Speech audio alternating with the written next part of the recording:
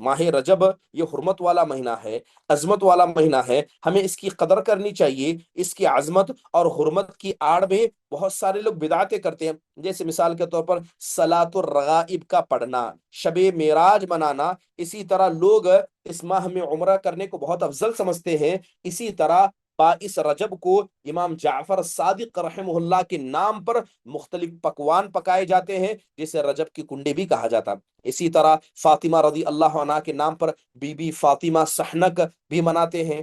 ان کا کتاب و سنت سے کوئی تعلق نہیں ہے، ہمیں ان کاموں سے آپ صلی اللہ علیہ وسلم سے، صحابہ اکرام سے، تابعین سے، طبع تابعین سے، یہاں تک کہ ائمہ اکرام سے بھی ہمیں اس کا کوئی ثبوت نہیں ملتا ہے۔ شیخ عبد القادر جیلانی رحمہ اللہ علیہ، امام جعفر صادق رحمہ اللہ بھی ایک بہت نیک انسان تھے۔ جس طرح لوگ شیخ عبد القادر جیلانی رحمہ اللہ کی پیدائش پر 11ویں مناتے ہیں، اسی طرح امام جعفر صادق رحمہ اللہ کے نام پر رجب کے کنڈے بناتے ہیں۔ حالانکہ دونوں بزرگوں نے ان کے ماننے کا حکم نہیں دیا ہے، نہ انہیں منانے کا حکم دیا ہے،